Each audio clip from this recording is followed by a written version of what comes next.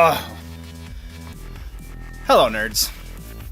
Thank you for watching Generally Nerdy. This is the Week in Nerdom, your daily source for nerd news updates. And today, being Thursday, we are talking about gaming. In gaming, we've got some really interesting Batman Arkham series updates. Overwatch League is about to start with some new perks. We've got some other stuff to talk about. Let's just hit the intro.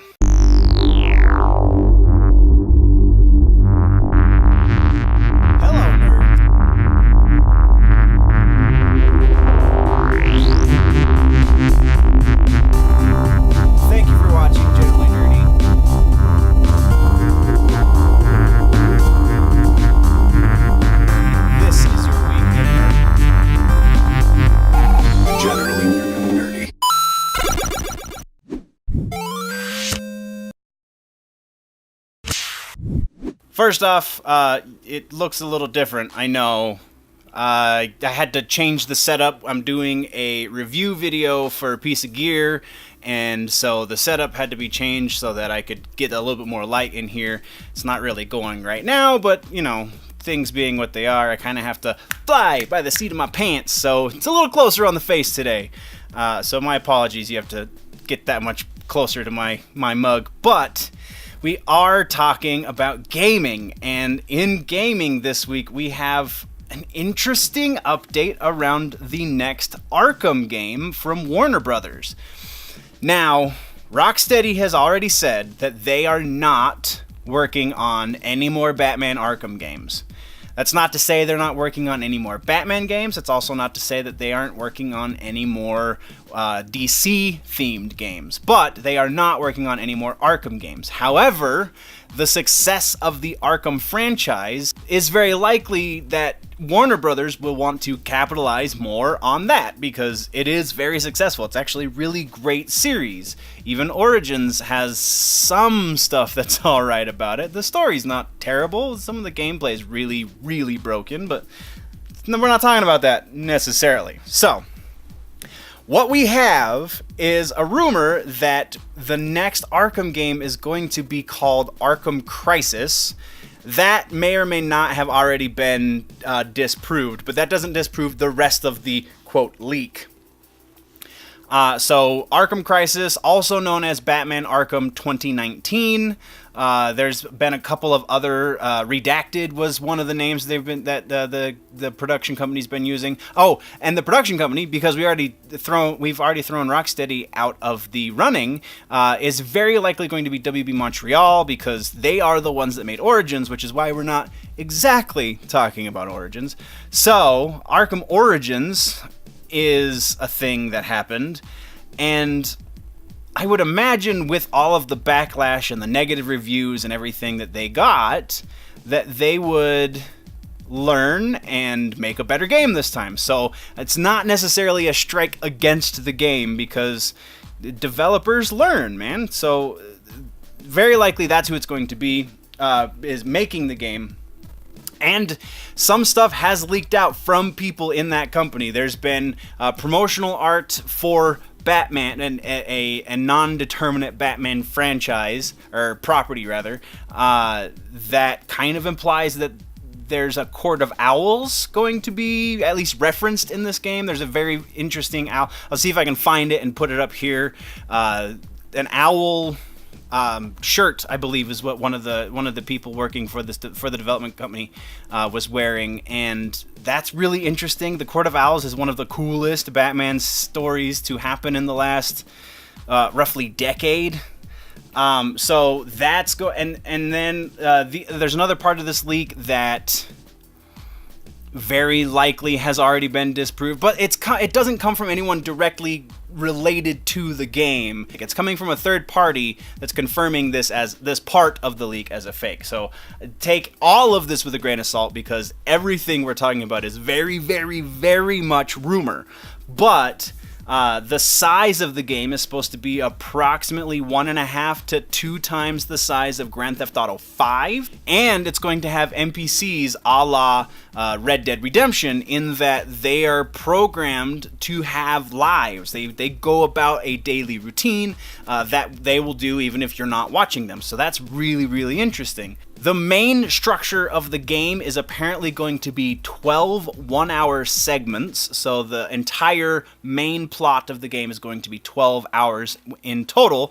If that means each segment is a self-contained story, or if that means each segment is a different downloadable section that you get in episodic fashion, I have no idea. The leak was not very specific, but it is there.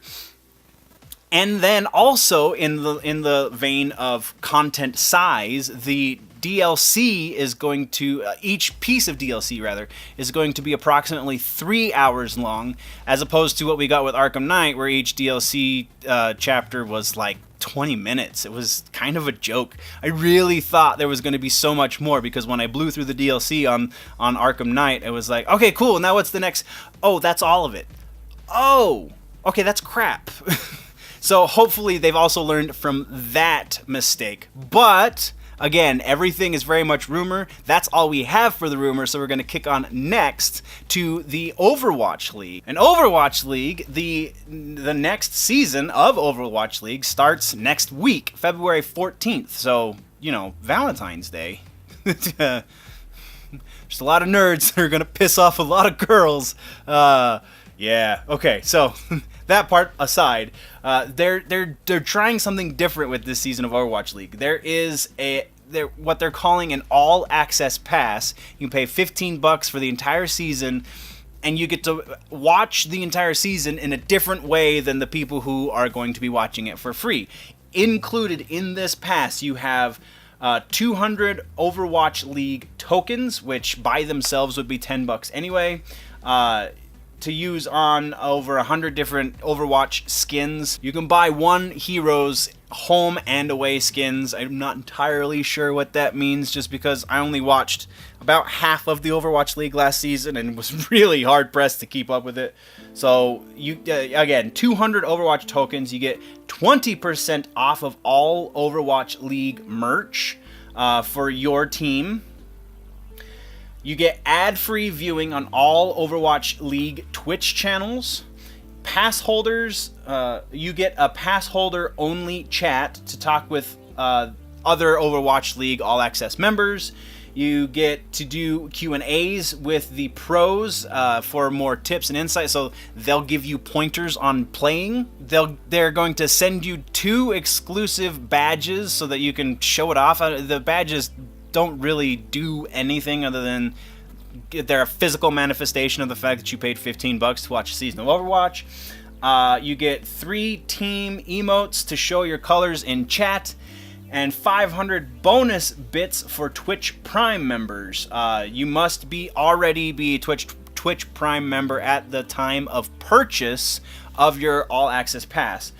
As well, and on top of that regular package, all the stuff that I just listed off to you, you also are going to get to watch multiple angles. You have control over the angles through which you watch Overwatch, instead of just watching one person's stream, or if you're like me and you watch it through the website, watching whatever they decide to send through the main stream. I mean, if you're down to watch Overwatch, I feel like this isn't a horrible thing to do.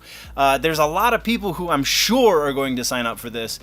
I personally will not, because like I dig watching Overwatch, but I can only take it in small chunks. So paying $15 would be a little too heavy on the wallet. But still, if you're down for Overwatch, this is a pretty cool deal. Next, we are talking Mortal Kombat 11. Very likely we will be talking Mortal Kombat 11 every week until it comes out, and that's April 28th, so we've got a lot of weeks between now and then. So let's start with the silly stuff, and then we'll get into the real news. The silly stuff is there is a petition on change.org where people are trying to get Shaggy into the... Alright, now listen, guys. I like a good meme as much as the next guy, but this is ridiculous. It's never going to happen. Ed Boon has said as much, and then Tyler Kurtzig said as much in the Kombat cast earlier this week, so you can put that baby to bed right there. But B, would you really... In 2 years' time after this whole in 6 months' time even, let's be more realistic.